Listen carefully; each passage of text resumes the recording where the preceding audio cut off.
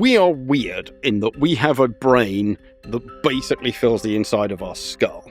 What most animals have is actually a little kind of sub-skull inside the main skull, which is called the endocast, or endocranium. And the brain is in that. And even then, it's not like full of brain because we've packed an awful lot of brain into our limited space, and they then have quite a lot of goo and fat and other stuff around it.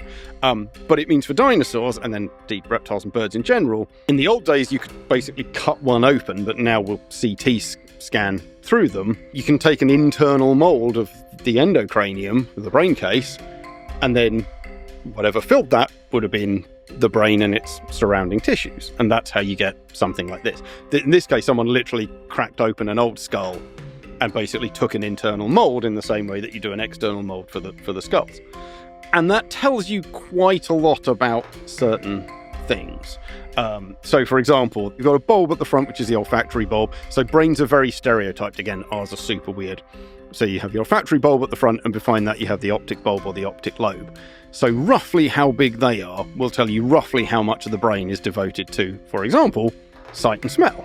So if it's a lot, it's pretty good. If there's not much, it's not very good. That goes quite a long way already. One thing we've done in the last few years is you can also get into it's not shown here, I wouldn't be part of this, but the inner ear. We can CT scan into the structure of the bony inner ear. And from that, you can actually get an idea of what frequency of sounds the inner ear was structured to be pitched to. Wow. Which doesn't actually tell you very much, but it's phenomenally cool that you can do it. But then when you get into intelligence is when it gets really awkward, because working out exactly which bits of this are probably linked to like the main fundamental processing and what you link to actual intelligence is tough. On top of that, we don't really know what's been the big challenge of the last couple of years of this question of was T-Rex and other dinosaurs super intelligent of like neuron density? How many basically nerve cells can you pack in per bit of volume? Because birds have some weird tricks, which means they get a lot more brain per volume. Just how much of the brain case was brain and how much was like goop around it, we know varies. So you get a kind of fairly big upper and lower band. And then the other big thing we always have to do is factor in size. Big animals need bigger brains to operate them. So whales have really big brains, but whales weigh tens of tons. They're not smarter than us. So you have the classic thing is a thing called the encephalization quotient, which is at a very simple level, it is the volume of brain scaled against the size of the animal. So we have huge brains compared to how big we are, so we're massively up the chart. And then you do have a few things with like worms. I should probably stick to vertebrates. Some stupid stuff which has a surprisingly small brain for its size. Most things that aren't primates and things like crows and parrots sit very neatly on a couple of different curves. There's a curve for reptiles, a curve for birds, a curve for mammals, and things like this. And basically that's it. But also actually our understanding with mass estimates for dinosaurs is good but not great.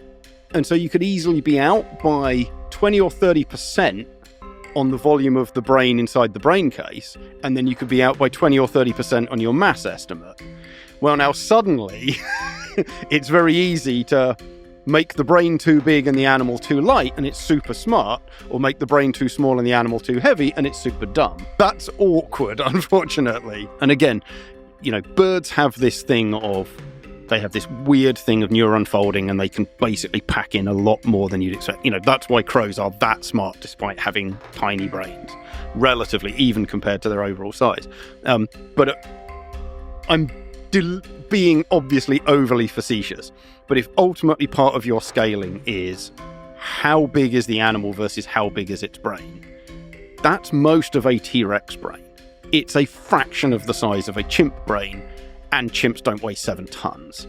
So, you know, it's a kind of Hitchens like extraordinary claims require extraordinary evidence, but like you just look at it and go, that's about the proportion we'd expect for a croc. Now, crocs are smarter than people think, but they're sure as hell not monkeys.